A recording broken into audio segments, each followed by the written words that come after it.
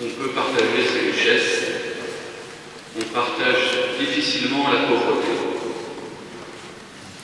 On partage volontiers sa joie, plus difficilement sa tristesse.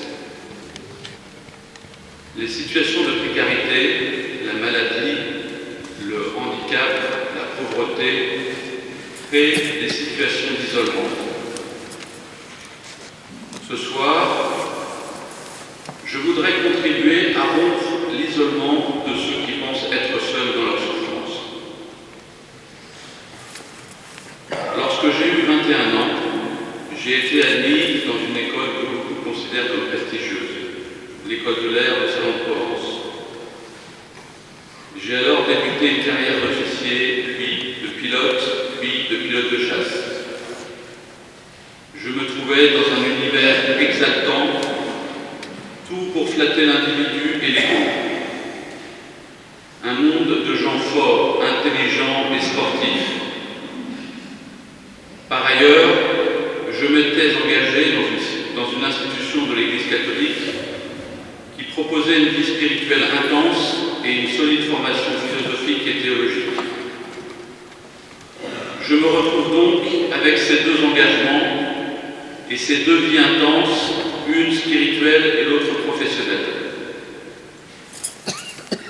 Et voilà que l'institution dans laquelle je me suis engagé me demande de quitter l'armée de l'air pour me rendre plus disponible à leurs activités apostoliques. Je donne ma démission de l'armée de l'air et quitte le projet qui me tient le plus à cœur. Un mois après ma démission, je tombe dans une grave dépression. Je fais l'expérience de deux types de déserts. Le désert physique et le désert spirituel.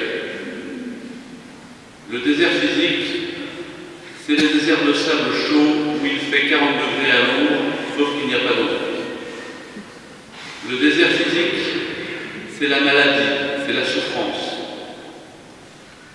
Le désert spirituel, c'est la perte de tout goût, intellectuel, moral, la perte du sens de toute chose et en particulier de la vie.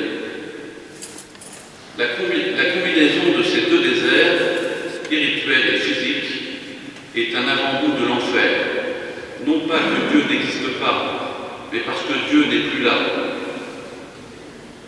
Lorsque vous avez 25 ans, que vous avez tout donné, que vous n'avez pas de ressources, plus de santé, que pouvez-vous attendre de la vie? Dans un tel état, vous n'imaginez pas trouver un emploi et vous n'imaginez pas sortir de cette situation parce que vous ne comprenez pas comment vous y êtes entré ni pourquoi. Lorsque vous êtes en dépression, le suicide est une pensée qui envahit votre être. Mon père s'est suicidé alors que j'avais 10 ans et mon frère aîné s'est suicidé également. Pour ma part, je ne suis pas passé à l'acte parce que je n'ai pas trouvé le moyen de le faire. Je suis sorti de cet enfer une fois et j'y suis retourné 3 fois, soit 4 fois en 4 ans. Finalement, un médecin a trouvé le bon traitement, un traitement efficace. Cela fait maintenant plus de 25 ans qu'il ne m'est rien arrivé. Quelque temps plus tard, je me suis marié. Nous avons fêté nos 25 ans de mariage cette année.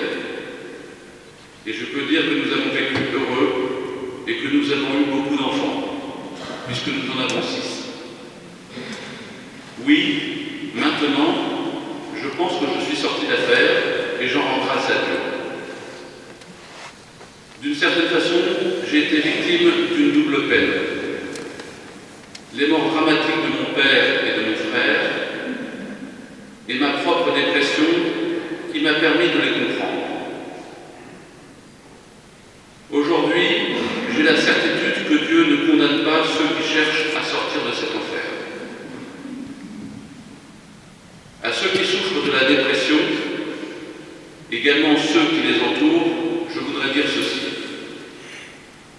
Choisissez un bon médecin, suivez ses instructions et soignez-vous. Ne négligez pas la part de la médecine pour votre guérison. En deuxième lieu, ne restez pas isolés. Entourez-vous de vos proches, de votre famille ou de vos amis. Enfin, ne négligez pas la prière que Dieu entend en toutes circonstances. Récemment, j'ai été marqué par le Père Bettel quand il récite cette prière avant la communion. Fais que je demeure fidèle à tes commandements et que jamais je ne sois séparé de toi. C'est la forme passive de la phrase qui m'a frappé. Fais que je ne sois jamais séparé de toi, quelle que soit la cause. Demandez au Seigneur avec insistance de ne pas être séparé de lui, maintenant et pour l'éternité. Seigneur, fais que jamais je ne sois séparé de toi. Le monde qui nous entoure tend à exalter le succès, la richesse, le pouvoir, l'esthétique, la réussite, la victoire, le talent, la célébrité. D'un autre côté, ce monde peut paraître cruel lorsqu'il laisse pour compte les plus démunis, les malades et les plus faibles. Lorsque vous traversez l'épreuve de la dépression, votre regard sur le monde change. Jésus, vrai Dieu et vrai homme, Jésus qui s'est fait chair pour adopter notre condition humaine, devient plus proche, il devient plus homme. Ce Jésus n'a pas changé. Il est le Jésus de Pierre et Jean, de Lazare, Marthe et Marie, de Zachée, de la Samaritaine, de la femme pécheresse, de l'aveugle de naissance, du lépreux, du paralytique. Ce Jésus est là, à côté de moi, à côté de vous, à côté de nous. De toute évidence, il est là, à côté de nous, mais Jésus se rend présent à nous par cette parole. Ce que vous ferez au plus petit d'entre les miens,